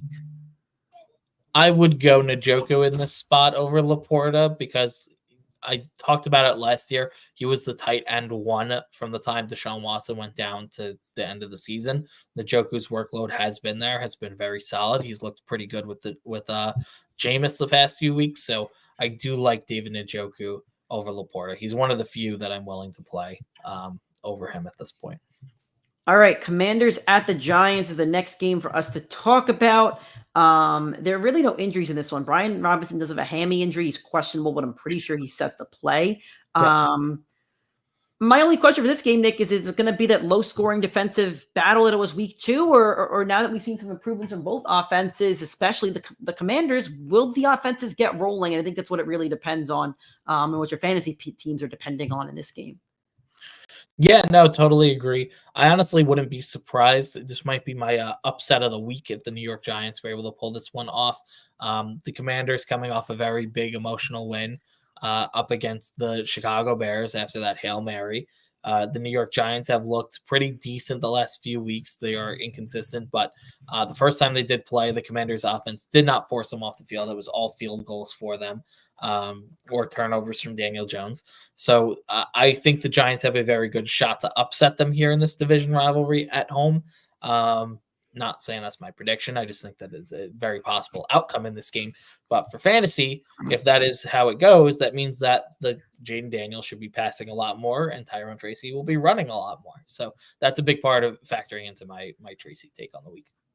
From G Santos, PPR, I'm assuming it's a flex. I'm going to call it a flex spot question. Darnell Mooney against the Cowboys, Brian Robinson against the Giants, or Xavier Worthy against the Bucs. I would go Darnell Mooney. I was going to agree with you on that one. He's just taken it. The Atlanta is just taking advantage of these horrible second. Wide receiver 13 on the season. He has 4 games over like 15. Yeah, another bad secondary. No Trayvon Diggs. I would say, and you know your projection better than we do, if you're projected to win by a lot, if you had guys like some of the Jets receivers on Thursday Night Football. Wilson was awesome again. And then Brian Robinson is the safer play, but Darnell Mooney against a bad defense can go and get you 30 any given week. So it's really up to you if you want the safety or the upside. I kind of called it about Garrett Wilson on Monday, Nick. I was saying that my top 5 takeaways that I was giving Garrett Wilson some flowers, and he had another great week. I'm thrilled with his production in one of my leagues.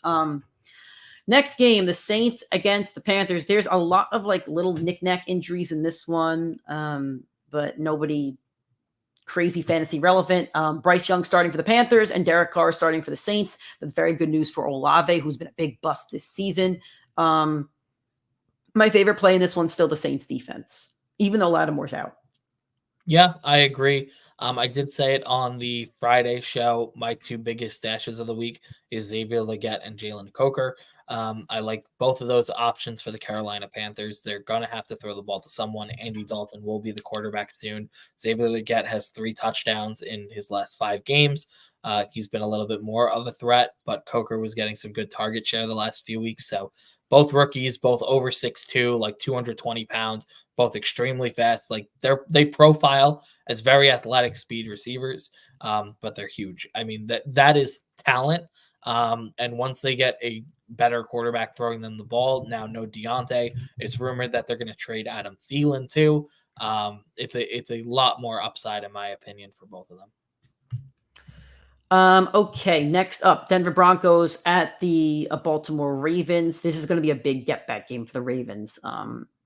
But at least the Broncos will look better. Bo Nix has looked better. The Broncos will look better. I guess what I want to talk about here is like what's going to be the snap share of Deontay Johnson. I think a lot of people are looking at that and that loaded Ravens offense. And then the question every week for me for the Denver Broncos till the rest of the season is how does Bo Nix look? Who is he targeting? And who are the stars, on that offense? Yeah, I don't think anyone has bought into Bo Nix fully yet, even though he is the QB9 on the year as a rookie. Cortland Sutton, I think he looked pretty good in most of these games. He did have that goose egg in the one time I trusted him. But this is one of the easier secondary matchups. I want to see if they can backdoor cover and what it looks like there. I think this is also a good test for the Denver defense because they've looked really, really good. And this is definitely the best offense that they will have faced. So this will be a fun one to see for how reliable that Broncos defense will be for fantasy. John says, does Daniel Jones break the no touchdown at home streak? No, because Tyron Tracy will score. Yeah, I think Tracy's getting those touchdowns. From Deshaun, desperation started the flex. LOL, so many injuries on my bench. I feel you there. Troy Franklin, Parker Washington.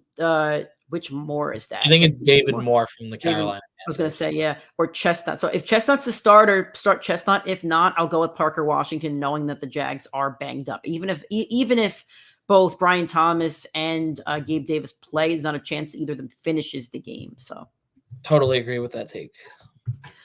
All right, next game. We're now on the 4:00 slate here. And here's the Jacksonville Jaguars at the Philadelphia Eagles. A lot of injuries here for the Jaguars. Christian Kirk is out for the season.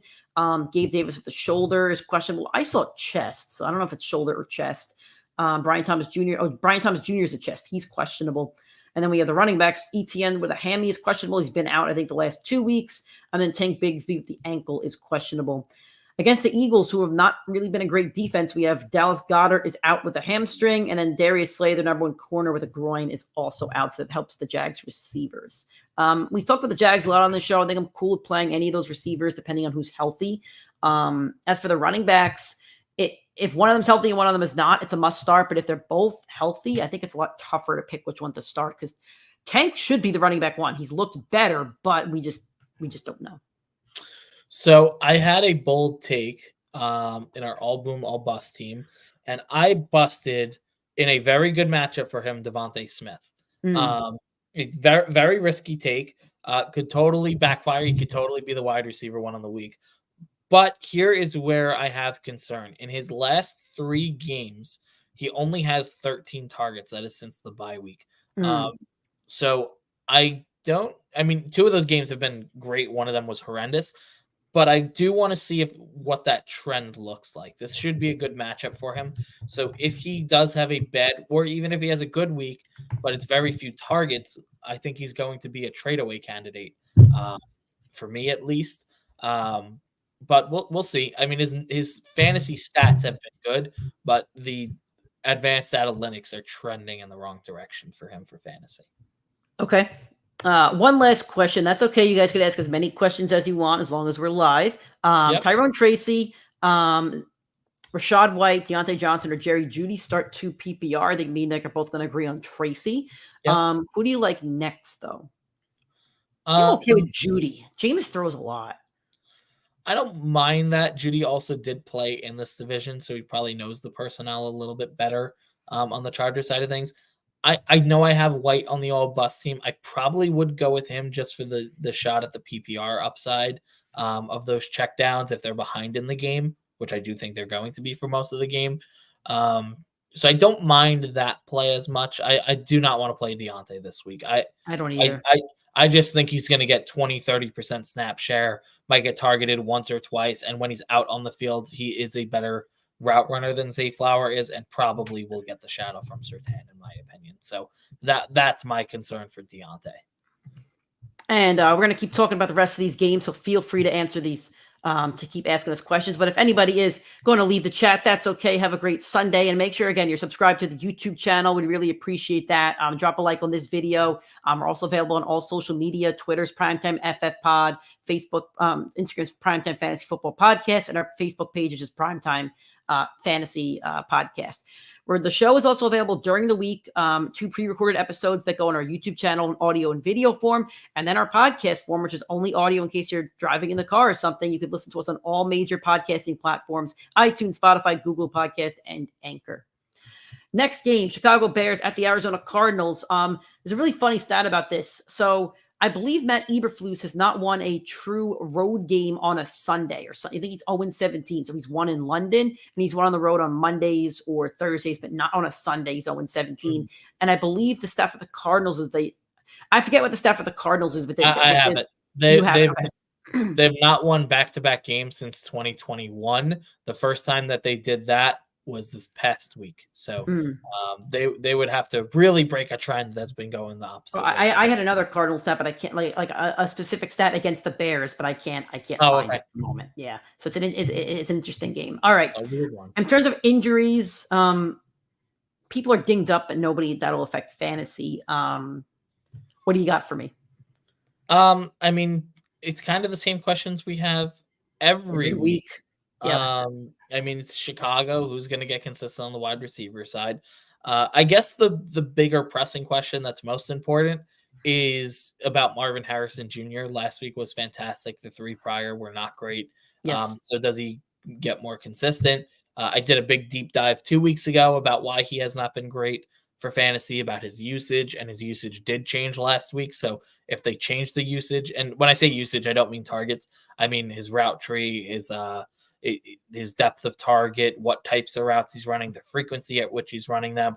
Kyler Murray, his first read targets, his second read targets, how often he goes to them. A lot of advanced stuff. Not going to get into all of it right now, but he did trend more towards closer to the quarterback, which benefits PPR.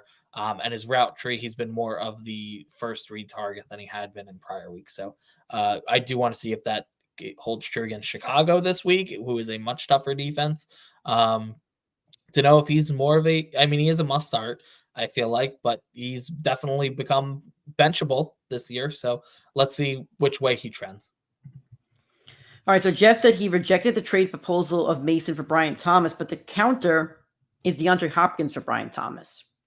I think I'd rather have Brian Thomas rest of season, but I kind of want to see if you can maybe do a 2-for-2 here. Maybe fire back with Brian Thomas and a running back for Hopkins and Mason or something along those lines. But if not, I'm okay with you accepting this. I'd rather have Brian Thomas than DeAndre Hopkins.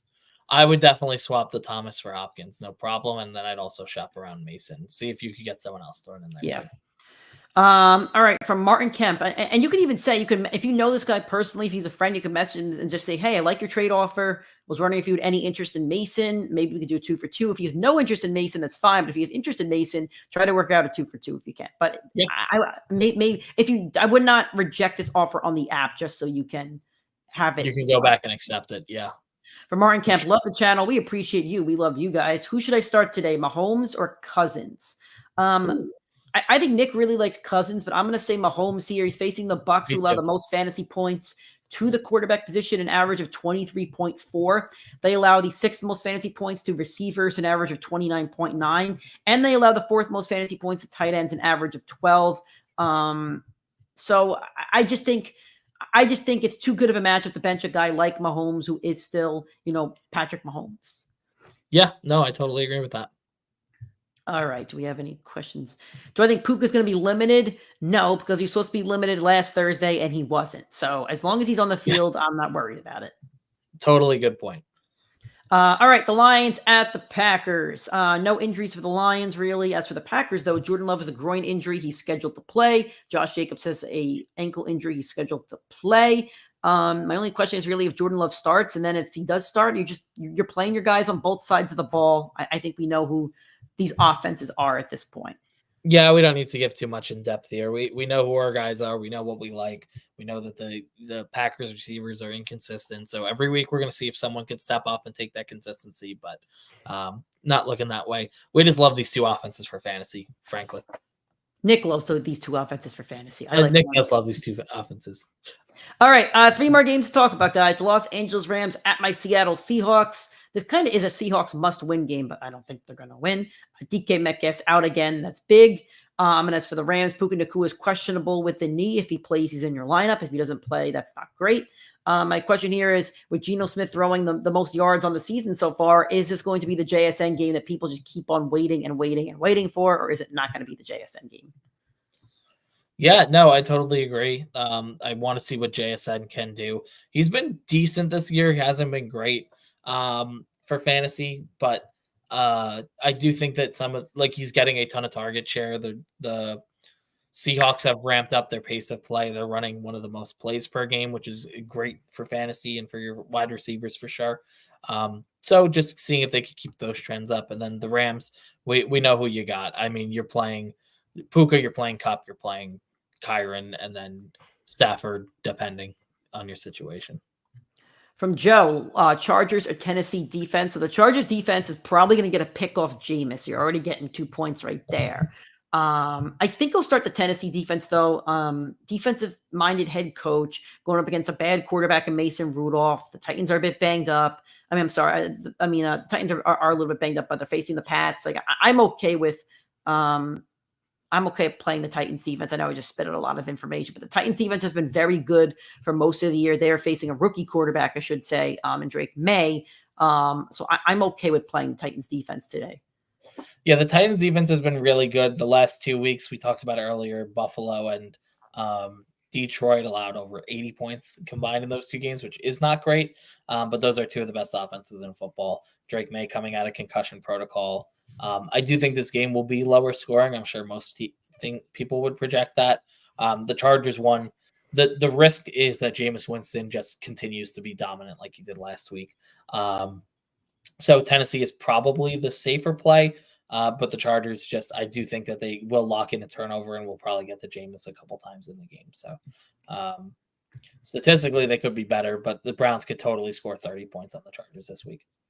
Sunday Night Football, the Colts at the Vikings. Really no injuries to talk about in this one. My question is, how good is Flacco going to be? Me and Nick have told all of you guys to play Flacco. I hope that we're right. And if we are right, this could be a pretty fantasy-friendly game between guys like Pittman and Downs and Taylor. And Taylor's numbers are also much better with Flacco as well. Flacco's playable. And on the Viking side, obviously, there's Sam Darnold with Jefferson, with Addison, with Aaron Jones, and now TJ Hawkinson coming back. So, yeah, I just think it could be a very fantasy-friendly game depending on how good both quarterbacks play tonight. Yeah, no, it should be a fun one, should be a higher scoring one. Should be a good watch. We know who to start. We know we like our Colts with Joe Flacco in there. Chargers D next week or Giants versus Carolina, trying to get ahead for the waivers. Who do the Chargers have next week? Why are we all over the Chargers? Let's see. The Chargers have the Titans. I'd rather the Chargers. I'd rather the Giants with the front 7. I mean, they lead the league in sacks, I think, still with that front 7. And if Bryce Young is playing, that's just not going to be a good game for the Panthers. That's why I'm going to go Chargers, because I don't know if it's going to be Andy Dalton back next week. Okay. And I definitely don't want to see Andy Dalton against the Giants. I'd rather see whoever the Tennessee quarterback is against the Chargers defense. And the last game of the week, Monday Night Football, Tampa Bay Bucks into Kansas City Chiefs. It's a real shame that the Bucks are going to be missing both Mike Evans and Godwin, because this probably could have been a very competitive game. But no other guys to really mention as in terms of injuries. Everybody else is pretty much healthy.